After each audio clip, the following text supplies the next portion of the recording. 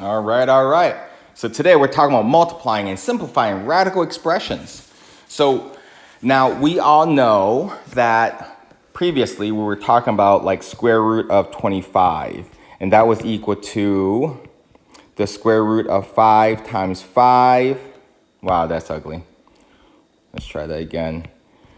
The square root of 5 times 5, and since there was a pair that came out, we have basically a 5 with nobody inside the house, so we can just say it is a 5, right? It's so nice that everything came out evenly. But as we know that in life, not everything is nice and dandy. So today that's what we're going to talk about when we talk about simplifying radical expressions, and then we'll talk about multiplying as well. So let's say that we choose something that's not so perfect, right? Not 25, not 9, not 16.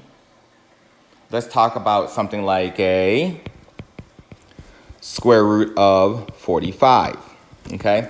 I'm going to apply the same exact rules. So if I took 45 and broke it down, I get 5 times 9. 5 is a prime. 9 is 3 times 3. Okay? So that means I can take this and say this is the square root of 3 times 3 times 5. Now, you guys notice I always like to put them in order and kind of group them, with similar numbers, right? So, again, my index or root is a 2, right? Because there's nothing here in the wedge, I assume it to be 2. If there is actual number there, then I have to go with that number, okay? But it's a 2, so I'm looking for pairs, okay? So if I look in here, I have a pair of 3s. So the pair of 3 can come out to play, but the 5 is all alone, so the 5 is going to have to stay. So what do I have? The 3 comes out to play. And then who's left inside the house? The 5 is. And ladies and gentlemen, that's it. That would be my answer. Okay? So now, if you wanted to, you could get the decimal value of square root of 45 only if your calculator has a square root button. And that will give you a decimal. And then you can do the square root of 5 and then multiply by 3. And you will get the decimal. And these two decimals should be exactly the same. So you can always check your work if you have that radical or the square root button on your calculator. Okay? So let's go further in. Let's do a couple more examples. So let's say what happens if I have a negative 4 square root of 24, right? Okay, so negative 4 outside stays outside because nothing has to be done with it. It's just sitting outside playing, and that's about it. All right, so the 24 is going to break down to what? 2 times 2 times 2 times 3, okay? That would be 24, okay? 2. So if you want to check my math, 2 times 2 times 2 times 3 on your calculator, you should get 24, okay? So, again, my index is a 2. So right here, index / root is a 2, so we're looking for pairs, okay? So I found a pair. It's a pair of 2s. Do I have any other pairs? No, there's a 2 and a 3 inside the house, but they're not pairs. So I have the negative 4 on the outside. The 2 comes out. Who stays inside the house? The 2 and the 3. So whatever you bring outside, you're actually going to multiply those numbers. So this is going to be a negative 8 square root, and whatever's inside the house is going to multiply. So that's going to be a 6. So therefore, that is my answer. Okay? So again, whatever comes outside the house, they multiply. But we also learned that on the last lesson that anything that comes outside is going to multiply together. So if there's already a number outside, it's just going to multiply with it as well. Okay? All right. Let's try something with variables in it. So what if I have like the square root of x to the 12th, right? So if I did this and broke 12 down, it's gonna be a really big thing here. 1, 2, 3, 4, 5, 6, 7, 8, 9, 10, 11, 12. So I need it longer. Okay, let me see. 2, 4, 6, 8, 10, 12. Okay, so that is x to the 12th expanded, right? So again, my index is a 2. So let me see, I got a pair there, a pair there, a pair there, a pair there, a pair there. Oh, that's nice little purple. And a pair there. So how many pairs do I have? I have 6 pairs, right? So this is going to be x to the 6. Is there anybody left inside the house? No. So that would be my answer. Now notice what happened with the powers. It's actually only half the power. So this is even, and you're taking the square root of it. You could just take that power and just divide by 2, and you'll have what it's supposed to be, okay? But what if the power isn't even, right? So what if the power wasn't even? Let's say, for example, square root of x to the 7th, right? So if I was to expand this out, this could be 1, 2, let me write it more nicely. Yes, I said more nicely. 2, 3, 4, 5, 6, 7, okay? And again, I'm looking for pairs because the index is a 2. There's one pair. There's a second pair. There's a third pair, right? And then I have that one left over, right? So I got this one that's left over inside the house. So 3 of them come out. And then I'll have 1 left inside the house. That will be my answer, okay? So if you think about this, if you look at x to the 7th, right? I can't add more x's to it because I don't have anything to multiply, the other side or top or bottom with, so I can't add. But I could split this up as the square root of x to the 6th times the square root of x. I could do that. So this right here would give you that because half of 6 is 3, so x to the 3rd, and it comes outside the house where the leftover is right there, okay? So all of that could be done that way. Okay. Ooh. All right, I just wanted to point that out to you guys, all right? Well, these are still pretty simple overall. So let's go into a little more depth.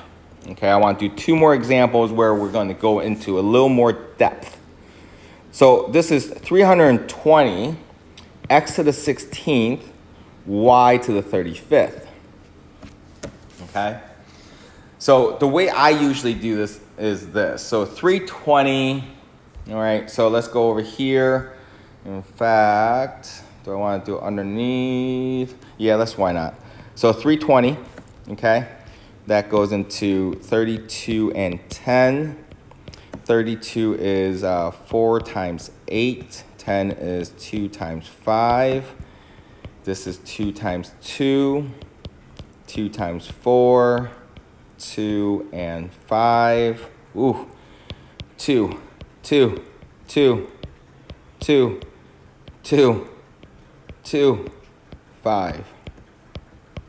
I hope you're seeing what I'm doing here and understanding where all these numbers are coming from, right? Because 32 times 10 is 320, right? Okay. And then I broke down 32 to 4 times 8 and 10 to 2 times 5. And then I broke down the 4 to 2 times 2, the 8 down to 2 times 4. The 2 is already a prime, so that's why I'm only just bringing it down. The 5 is already a prime, so that's why I'm only bringing it down, okay? So as I'm breaking it down, I want this eventual answer here to be all prime numbers. So how many 2's do I have? 1, 2, 3, 4, 5, 6. Okay. Is that right? 2, 4, 6. So this is what I typically do. So because the index is a 2, so I'm looking for pairs, this is what I typically do. So the number is 2 times 2, 2 times 2, 2 times 2, right? Here's 6, 2, 4, 6. And then I have a 5, okay? 6 2's and a 5 is what I have, okay? X to the 16th, here, let me do this. Well, yeah, why not? X to the 16th, I'll put in red. So it'll be 2, 4, 6, 8, 10, 12, 14, 16. Okay? And then the y to the 35th, yikes. Let's put in blue. 2, 4, 6, 8, 10, 12, 14, 16, 18, 20, 22, 24. You know what? Let's do this.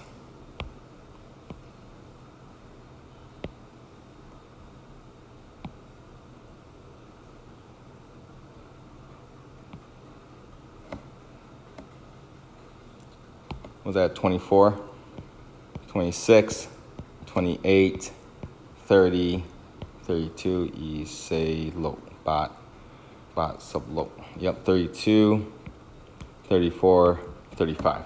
Okay, so that's 35 y's right there. Okay, so now I gotta draw the square root, really big square root.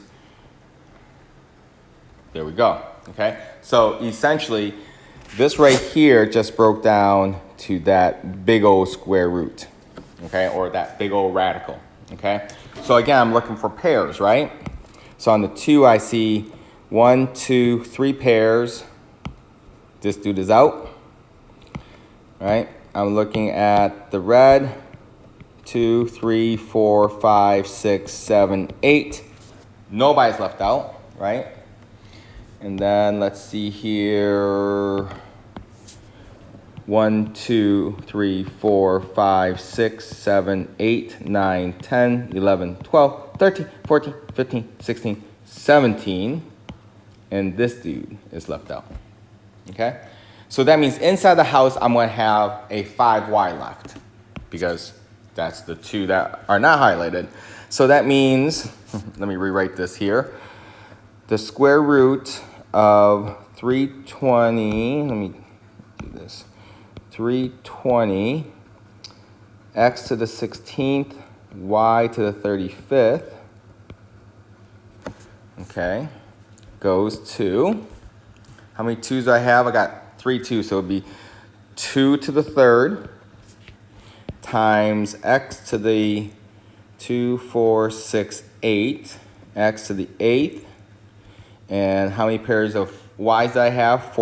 17, right? 2, 4, 6, 8, 10, 12, 14, 16, 17. And then inside the house was left with the 5 and the y. Okay? So that means my answer is going to be 8, because 2 to the 3rd is 8. 2 times 2 times 2 is 8. X to the 8th, y to the 17th, square root of 5y. That, ladies and gentlemen, will be my answer. Okay? Yes, it's a lot of work. I understand. Like I said, with the variables, it's a little bit easier. But here's the thing. The more you learn to break down, the easier the math is going to come later on. Okay? Is this more work? Yes, it is. But it's good practice. Okay? It's great practice. Okay? I'm not trying to have you do it just because Chan is evil and he wants to make you do more work, okay? All right, one last example. So I have the square root of 50, x to the 4th, y to the 6th, times square root of 10, x, y. There's actually 2 ways of doing this. You can break down each radical, okay, if you want to. Or you can multiply them, then break it down. So this is talking a little bit about multiplying.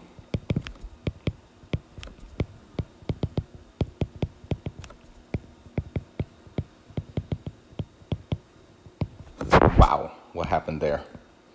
It's like my pen leaked ink. Okay, so it's like multiply radical expressions. The thing that I always say is this. You can only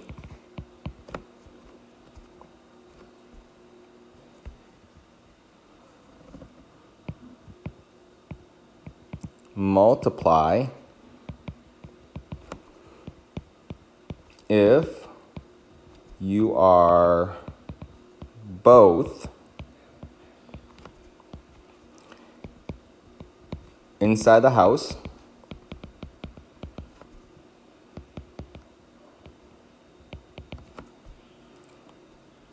or both are outside the house. Okay? So either one or the other. Okay? If you're both inside the house, you can multiply. If you're both outside the house, you can multiply, but not any other way. Okay? So with that being said, when I said that there's two ways of doing this, one is saying, okay, I'm going to multiply these two because the 50x to the 4th, y to the 6th is inside the house. The 10x, y is inside the house. And they have the same index. So I could say that this is going to be the square root of 50 times 10, 500. X to the 4th times x is x to the 5th. Y to the 6th times y will be y to the 7th. Okay? So I could say that, start with that, and then now break it down. You could do that. Okay? I would not. Okay? It's not a bad idea to do it this way, but at the same time, I wouldn't like really combine them like this, right? I would rather write this out this way. I would rather say square root of 50 times 10 and then, let's go this way, times x to the 4th times x times y to the 6th times y. And I'll explain why. Now, if I was to do the factor tree for 500, it would be a very big factor tree, but the factor tree for 50 and 10 would be a lot smaller, okay? So if I was to break this down now, I'm going to tell you that the 50 is going to break down to 2 times 5 times 5. The 10 is going to break down as 2 times 5. Okay. And then I got x to the 4th times x. And then y to the 6th, 2, 3, 4, 5, 6 times y. Okay. So again, my index is a 2, right? So that means, I'm not going to write that yet. So I got 2 times 2, because I got a pair of 2's there, 5 times 5, and a 5 left over. I have x times x, x times x, and an x left over. And then the y, I got 2, 4, 6, and 1 left over. So now I got this big old radical around it, right? So because they're all inside the house. So how many pairs do I have? Let me see the pairs here. 1, 2, 3 pairs of y. I have 2 pairs of x's. And I also have a pair of 2 and a pair of 5s, right? All right, so here are the leftovers right here. All right, so I have a 2 and a 5 that comes out, an x and an x that comes out, or x squared I should say. Let's do that, x squared that comes out, and then y to the third, because there's 3 groups of y that comes out. What is left inside is the 5x and y.